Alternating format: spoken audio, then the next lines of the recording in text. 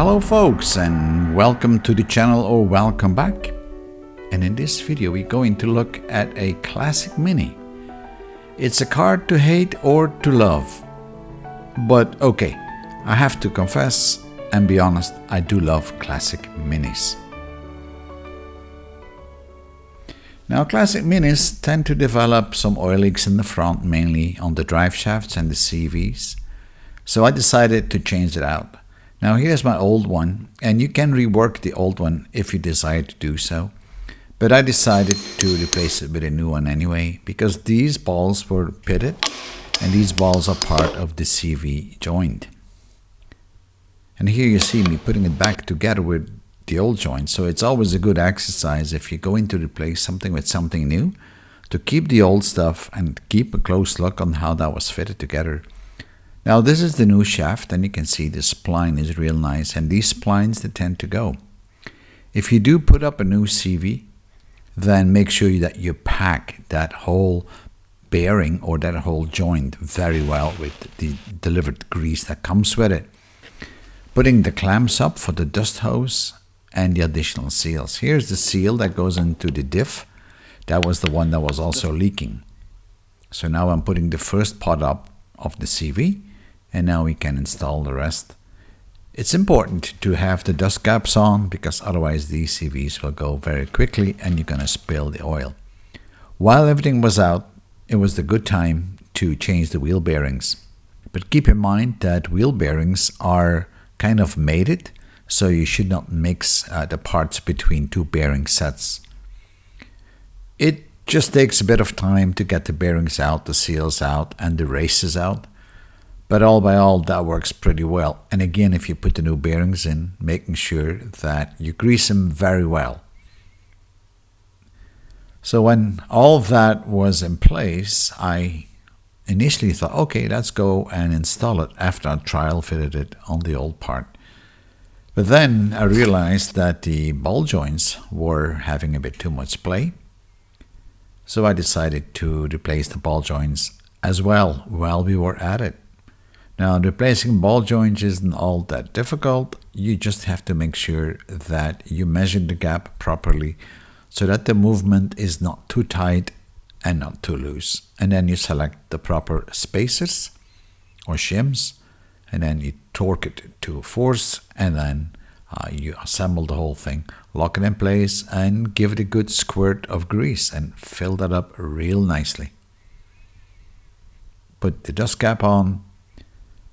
And then I decided to get it resprayed and ready for installation onto the completely renewed drive shafts, the new bearing, and basically new ball joints. So the whole front part is basically renewed. I also got new shock absorbers up. I didn't show you that. Now you need to torque down those bearings to the right torque. And don't forget to put the split pin in at the end. And here you see me putting the split pin in and securing it. Now the wheels can go back on, and we put it back to torque. Time for a test drive.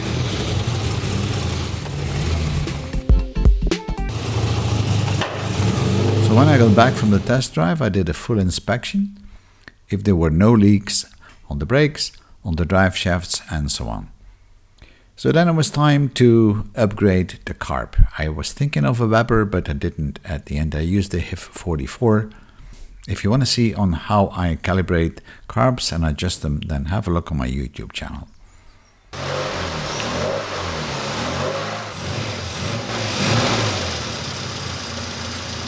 The other thing I wanted to do was to install a wideband O2 sensor. So I would have an AFR sensor inside the car, so I can see at any given time what my carb is doing or what the engine is doing. So the first thing here is remove the exhaust,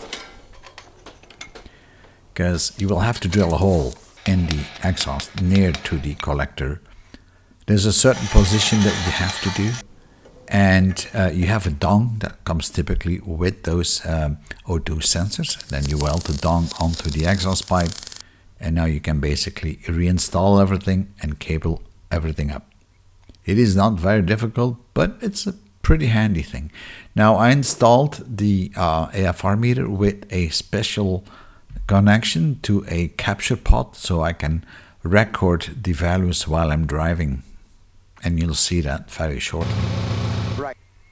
Here I'm connecting up my laptop and we're gonna go for a drive to check it all out. In fact, my Mac is recording the values of the AFR during the different phases of the driving. And once back home, I could see the curve. Next up was to get rid of those wide seats and install a roll cage. Now, installing a roll cage is a bit of a tedious job, especially since I'm not allowed to weld them in where I live, and I'm not allowed to have a full roll cage if I'm going to use the car on the street. So this is half a roll cage, which is going into the back of the car. The first time I put it in, well, that was a bit of an issue because I had it backwards. So you got to do it the right way. I also had to pull the legs together to get these bolts in. But I think at the end, the Cobra seats together with the roll cage, that is looking quite nice. So now it was time actually to put the Cobra seats in, and those are brand new seats and they come with a guaranteed seal. You have the seat and you have the frame, so you will have to match those up and do some small cutouts, but it was a minor job to do. Now the seats, when I installed them, it turned out that they were a little bit leaning too far backwards, so I had to make some small adjustments on them in the back. So I created a small piece of wood that I could glue onto the back to have the seat a little bit more upright. Not a lot, just enough. And here you see me fitting that, and now the seat was working well. And I did the same thing for the driver's seat. So I think this Mini then came quite nicely along. So again, it was time for a test drive with all the new parts fitted.